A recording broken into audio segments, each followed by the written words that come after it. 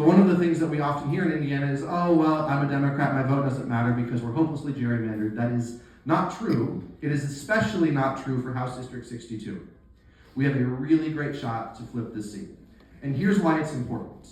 As Don mentioned, we have a supermajority that is so extreme. They are deeply out of touch, not just with Democrats, but they are deeply out of touch with the majority of Hoosiers' needs and values. And I have come to understand and believe through my experiences that we have a lot more in common than we have that divides us. That became crystal clear to me first, in all places, overseas when I was deployed. I was in a Middle Eastern country, and I was driving across one end of the country to the other, and I realized that there was a mosque on every corner. There was a giant shopping mall in every district. There were great restaurants. There were schools.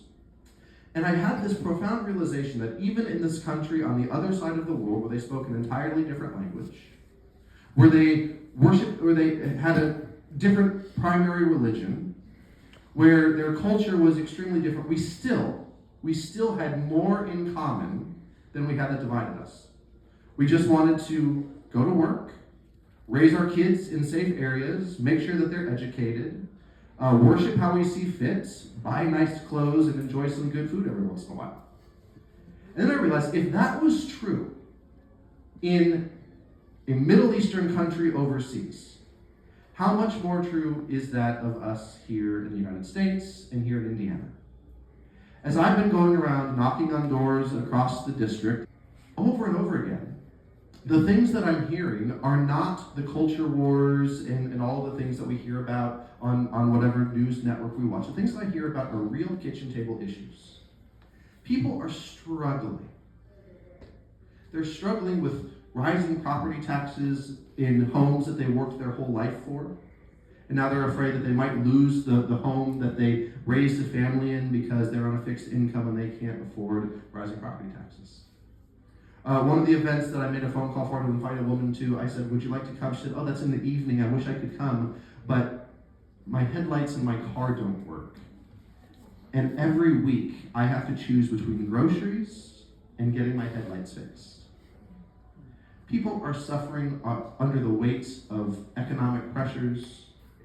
They're suffering because they can't get affordable health care. They're suffering because their kids are struggling in school and there's not enough teachers sometimes for them to get the attention that they need. Right? These are the things that they care about. So why does that matter when it comes to the supermajority? Because we have a supermajority that is so extreme, that is so focused on fighting culture wars and protecting corporate profits that they are leaving everyday Hoosiers behind, both Democrat and Republican. And it's having a real human and economic impact on the people that I serve in my church, the people that I serve in the military, my neighbors, and my friends. I'm going to give you some depressing statistics. Second, CNBC has rated Indiana as the second worst state in the country for quality of life. Second worst. That's not something we want to be proud of. That's not something you want to come in second place, right? And why? Why are we second worst in the country? One of the reasons is because we don't have access to affordable childcare. And if you have kids or grandkids, or you're trying to put your kids in childcare, you know this. Finding affordable childcare is really, really difficult. And if you can't find affordable childcare, then it doesn't make sense for you to go to work. And if you go to work, then you're going to struggle to buy groceries and not get afford medicine, right? The second reason they said is because we have such anti-LGBTQ policies and sentiment in our state. We're so unfriendly to the LGBTQ community that people don't want to come here and they don't want to stay here. I go to college campuses and I'll talk to the college students and I'll say, raise your hand if you're planning on staying in Indiana when you graduate. And very few of their hands go up. Now I say, raise your hands if you would stay in Indiana if we were more welcoming, if we had more hospitality, and we weren't so just doggone mean to LGBTQ folks and women. And a bunch of hands go up, right? So the policies from this extreme supermajority mean that one of our chief exports in Indiana right now are college graduates. Well, what is the economic impact of that? It means that Indiana now cannot attract the kinds of businesses and companies that need highly educated employees to bring in good paying jobs to help boost our economy. So the supermajority's focus on culture wars mean that we're losing an educated workforce, and it is hurting us economically. Right? Let's talk about abortion. Don mentioned our extreme abortion ban. Just this year, there was a woman who was suffering from an ectopic pregnancy, whose labor and delivery center had closed, who had to travel to another county, and she died because she didn't have access to care. This is the human cost of an extreme supermajority.